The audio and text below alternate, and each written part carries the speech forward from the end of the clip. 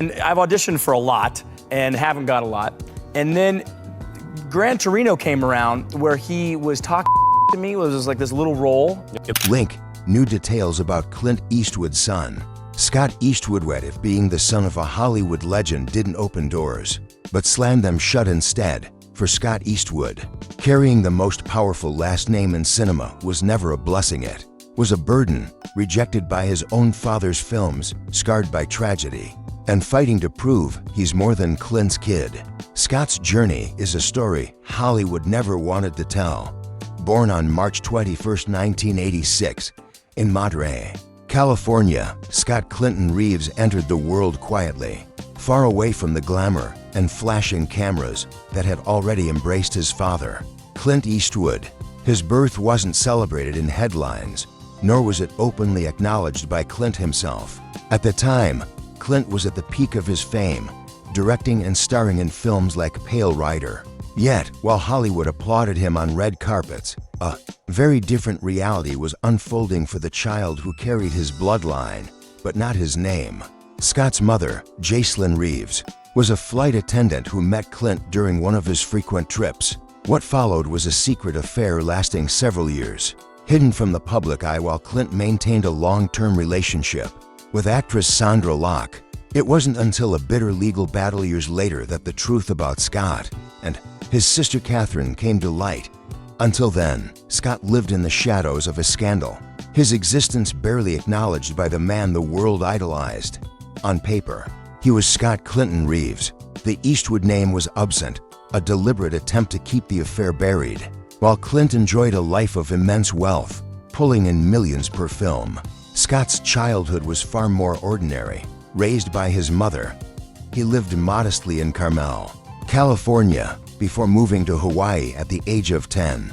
His classmates had no idea he was the son of Clint Eastwood, and for years, Clint remained distant, absent from the milestones that shaped his son's early life. Scott's teenage years were far from smooth. In Hawaii, he often felt caught between two worlds. He got into fights, dealt with anger issues, and lived with the constant weight of knowing who his father was yet not being able to talk about it. When he eventually returned to California and attended Carmel High School, whispers about his identity began to spread. Some peers idolized him because of his last name, while others mocked him. By the time he entered Loyola Marymount University to study communications, Scott was determined to build his own career without leaning on his father's influence. He worked construction jobs, waited tables, and auditioned relentlessly. He even kept using the name Scott Reeves, refusing to rely on Clint's reputation. But Hollywood is brutal, and rejection became his daily reality. Scott later admitted that he auditioned for nearly every one of his father's films and got turned down every single time. Even when Clint directed American Sniper, which went on to earn more than $500 million, Scott never got the call. Clint's philosophy was simple: no handouts. If Scott wanted success, he had to earn it. While that sounds noble, the reality was heartbreaking for a young man struggling to find his footing. While his father collected Oscars, his earliest roles were forgettable. In 2006, Clint gave him a tiny part in Flags of Our Fathers, credited under Scott Reeves, so no one would know he was Clint's son. For years, his name floated in the credits of low-budget films and projects that went almost unnoticed. But in 2014, things shifted. Scott landed a role in Fury, a gritty World War II film starring Brad Pitt and Shia LaBeouf. This time, the industry finally took him seriously. Critics praised the ensemble cast, and for once, Scott wasn't just Clint's kid. He was a rising actor proving he could hold his own. The following year, he surprised everyone by starring in the Nicholas Sparks romance The Longest Ride. He performed his own bull riding stunts, a risky move that paid off when he was nominated for Choice Movie Breakout Star. That same year, he appeared in Taylor Swift's Wildest Dreams music video, a role that sparked controversy but also gave him massive global exposure. But behind the fame, Scott carried a devastating secret. In 2014, his girlfriend, model Jewel Brangman, died in a car accident at just 26 years old.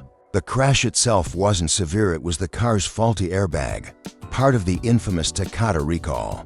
That killed her instantly. Scott didn't speak publicly about the tragedy for nearly 3 years. When he finally did, his words revealed a man broken by grief and guilt, haunted by what he hadn't said and the calls he never made to Jules' family. This loss changed him profoundly. He admitted it made relationships harder and trust more difficult.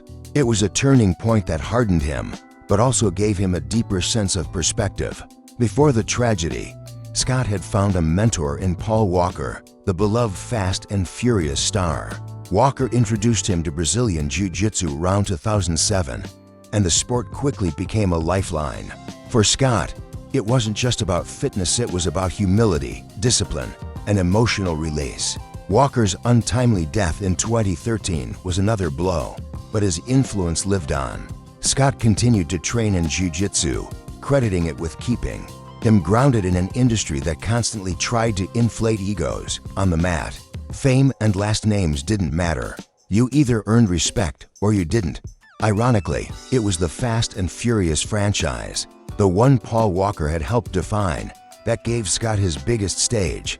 In 2017, he joined the cast as Little Nobody, a government agent written to partially fill the void left by Walker's absence.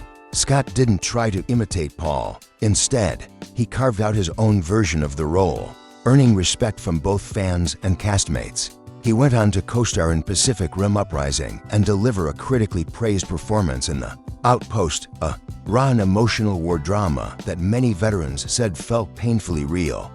By then, critics were no longer calling him just Clint's son. He was Scott Eastwood, an actor with his own voice.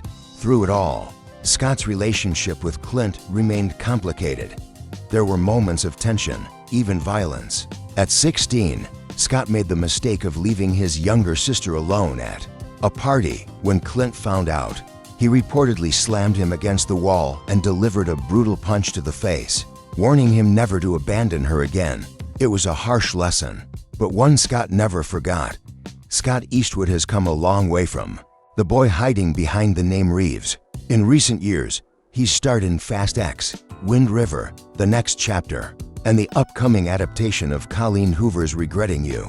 He's also taken roles in war dramas like Lucky Strike and thrillers like Stolen Girl. Each choice reflects a man intent on shaping a career not as Clint Eastwood's son, but as Scott Eastwood, actor, entrepreneur, and survivor. Hollywood hasn't been kind to him. He's been rejected, overlooked, and at times broken. But through heartbreak, discipline, and sheer determination, Scott Eastwood continues to carve his own path. His story isn't just about fame, it's about resilience, identity, and what it takes to step out from the shadow of a legend and into the light of your own making.